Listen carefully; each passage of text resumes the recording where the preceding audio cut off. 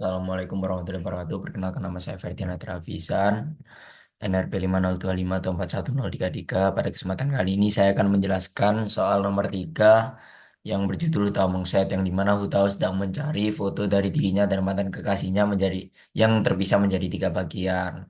Jadi Hutao dapat bergerak dalam 4 arah, yaitu W arah ke atas, arah ke kiri, S untuk arah ke bawah, dan D untuk arah ke kanan. Jadi untuk format inputnya, 3 baris pertama merupakan letak dari masing-masing sobekan foto Hutao. Yang sini variabelnya saya gunakan X1 dan Y1 yang merupakan koordinat dari letak foto Hutao yang pertama, dan seterusnya 2 dan 3. Lalu untuk format input berikutnya, di mana 4 baris selanjutnya berisi C yang dapat bernilai W, A, S, atau D yang menandakan arah jalan Hutao dalam mencari sob. Di input yang menandakan arah gerak jalan Hutao terdapat 4 kemungkinan, yaitu arah W, A, S, atau D. Jadi untuk mendapatkan sobekan ini, Hutao harus melewati sobekan tersebut atau menginjak sobekan tersebut. Yang dimana untuk arah W yaitu arah ke atas, yang dimana arah gerak jalan Hutao akan menuju Y positif. Sehingga ketika Hutao bergerak secara vertikal, maka untuk menemukan sobekan, nilai X dari letak sobekan tersebut harus sama dengan nilai X dari letak Hutao berada. Lalu untuk Y nilai Y dari letak sobekan harus lebih besar sama dengan 0. Karena W merupakan arah gerak ke atas yang dimana Y-nya bernilai positif. Sehingga untuk melewati letak sobekan, Y plus jarak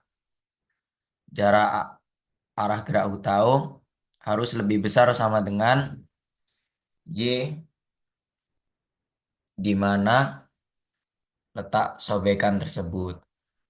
Lalu untuk arah A, yang dimana arah gerak ke kiri, yang berarti bergerak secara horizontal namun ke kiri, sehingga menuju X yang bernilai negatif.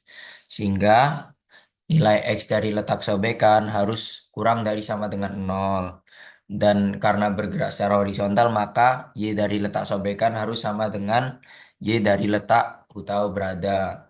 Dan untuk melewati atau menginjak letak dari sobekan, maka X min jarak harus kurang dari sama dengan X letak sobekan tersebut, sehingga sobekan akan didapatkan.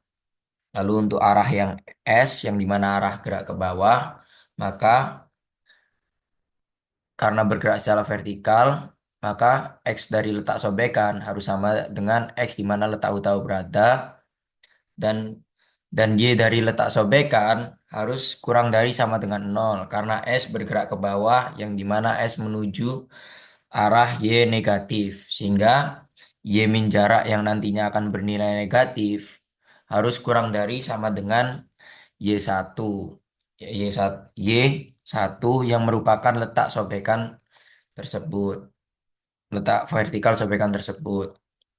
Sehingga Hutao akan melewati atau menginjak sobekan tersebut. Lalu untuk arah yang keempat, yaitu arah D yang merupakan gerak ke kanan, sehingga karena ini gerak horizontal, maka harus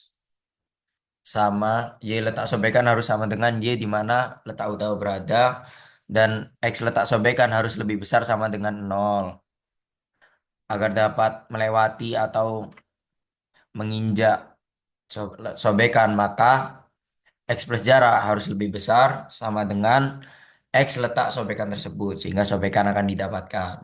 Nah, untuk nilai A sama dengan 1, B sama dengan 1, dan C sama dengan 1, fungsinya agar ketika Hutao telah mendapatkan sobekan dan terdapat if lain yang memenuhi syarat yang sama, Hutao tidak mendapatkan sobekan itu lagi.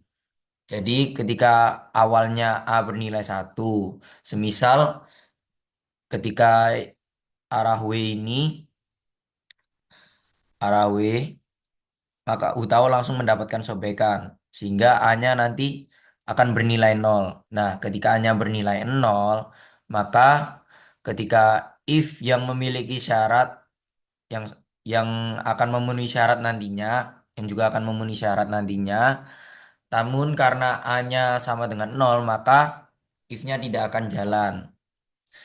Sehingga sehingga sobekan tidak akan didapatkan kembali. Hal ini berlaku untuk B, nilai B, dan C. Dan untuk percabangan ini akan diulang sebanyak 4 kali sesuai dengan format input yang ada. Untuk format outputnya, kita akan mengoutput jumlah dari sobekan ketika sobekannya lebih dari nol, sobekan yang didapatkan lebih dari nol. Dan kita akan ngeprint aku kan kamu zonly ketika kita tidak mendapatkan sobekan, ketika tahu tidak mendapatkan sobekan. Sekian.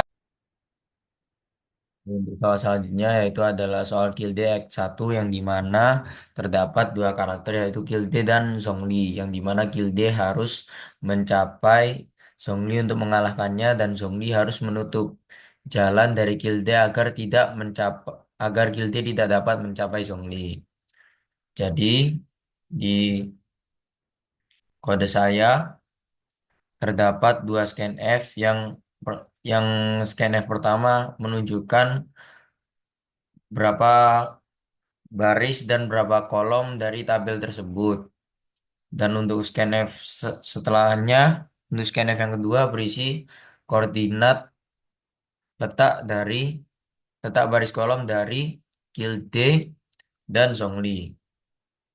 Jadi di sini terdapat dua percabangan besar yaitu ketika jarak antara Zhongli dan Kilde kurang dari sama dengan 3 dan jarak antara Zhongli dan Kilde lebih dari 3. Untuk jarak pada saat jarak Zhongli dan Kilde kurang dari sama dengan 3 dib- dibagi lagi ketika jarak Zhongli